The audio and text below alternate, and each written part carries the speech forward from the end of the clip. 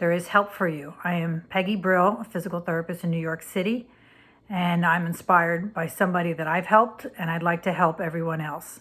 So day one, you're recovering. Maybe you're having trouble breathing still, some coughing that's clear, but still shortness of breath with just activity, fatigue. So I'm going to give you some exercises day by day. And this will be day one, what I want you to do after you've come out of the hospital or you've recovered from corona or you're recovering. You could do it gently. We start slowly, we be patient, and we're kind. The first thing I want you to start with is just taking a deep breath in. Just breathe in and bring your arms up like they're wings of a bird, up to shoulder height, and exhale. And I want to be able to hear you breathe in, and I want to hear you exhale. And I prefer you breathe in from your mouth, breathe in from your nose and out from your mouth. Then I want you to work on breathing in for a count of 4. Hold for a count of 7, and then exhale for a count of 8, 7, 6, 5, 4, 3, 2, 1. And I just want you to do that once or twice, not to feel lightheaded, just to get your lungs acclimated to expanding. They say if you take your lungs and you opened them up, they're as big as a football field. They have all these little grooves and gyri in them, and they're almost like a shag carpet, I imagine it, the way the fibers are. And when we get a pneumonia or viral pneumonia or any kind of thing, mucus caught in there, it becomes like a bed in between there. So the breathing really pumps the system and helps to mobilize that mucus out of the shag carpet, let's say. So the next thing I'm going to have you do is I'm going to start you to get to do some self-manual lymphatic drainage. And first I want you to work on breathing in one nostril and breathe out the same nostril. Then try it on the other side. Breathe in and breathe out. Then I want you to breathe in one nostril and then breathe out the other side. Breathe in and breathe out. And then just give you some indication, like one airway might be working better than the other. Then I'm going to have you go into getting your sinuses to start to drain. You have 4 sinuses, and we want to start making that stuff move to clear it out so that you can expectorate it, either blowing it through your nose or coughing it up with phlegm. So the first thing you're going to do is just take your 2 fingers and just gently start to massage around your nose. Massaging just on the sides of your nose, downward towards your mouth. Okay? And it's just gentle, not too much pressure, just kindness to your face. Okay? These tissues have been through a lot and they're sensitive. All right? Then you're going to take 2 fingers and you're going to go up to your forehead and you're going to make circles. All right? Moving again, it downward towards your eyes. And this is also great just to relieve tension around the head and that frontalis muscle.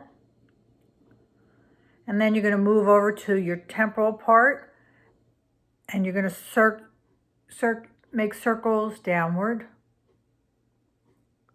We're trying to move everything downward so that the lymphatics can start to drain. And then you're going to work your way down. You're going to come down and across. Good. Down, across, and down. Across and down. Then you're going to get some lotion. I don't care what you use. I like almond oil, preferably. And if you're using an oil, what I would do is take a towel, kind of tuck it in your shirt, like you're having a big spaghetti and meatball meal. You don't want to get sauce on your white shirt, okay? And you're going to be generous with that, and you're going to start to massage the oil into your neck. Again, sweeping motions downward towards your heart. And you can come up behind your ears and sweep along the big sternocleidomastoid muscle, which is that big muscle there. When you turn your head, you see it on each side. Just sweeping downward. And be generous with the oil so you don't want to feel friction on these sensitive tissues of your neck. And then you could add a little bit more onto your hands. Apply it. And then I want you to kind of make your knuckles go like this, like you're sweeping downward. And if you can take a deep breath in while you do that, that would be great. All right. And we're going to start to feel, you're going to start to feel phlegm start to loosen up. You're going to start to feel maybe a drip in the back of your throat. Have a box of Kleenex nearby or tissues and just spit that gook out. Every time you spit that gook out, you're making more room for oxygen to get into your body. Every cell in your body depends on oxygen. You'll start to feel better, faster. Okay, so you've done that for a few moments. And then you can start to do some backward shoulder circles. Up, back, and down, like you're pushing your shoulder blades into your back pocket. That's upward, back, and down, making that neck nice and long. We're going to start to mobilize your rib cage by doing this, also to help loosen up all that gook in your lungs. So take a deep breath in, pull your shoulders back, exhale, and press down. And up, breathe in.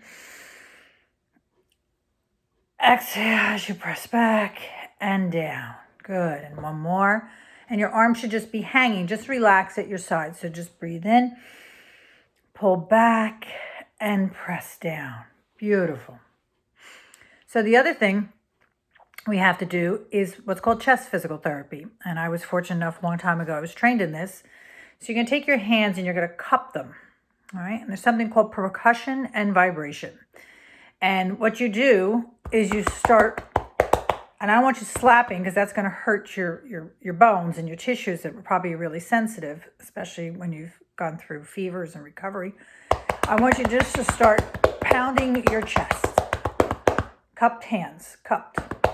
So you get a nice rhythm going and go down the center.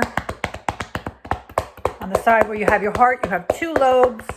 And on the other side, you have 3 lobes. And we try to get those to all drain into the bronchioles so you can spit this book out.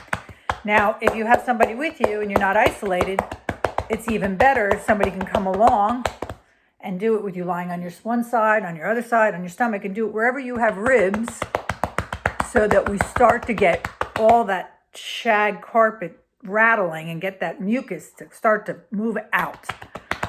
Because that mucus is a bed just waiting for an opportunist infection, bacteria, viral. So we have to get the secretions out of the lungs.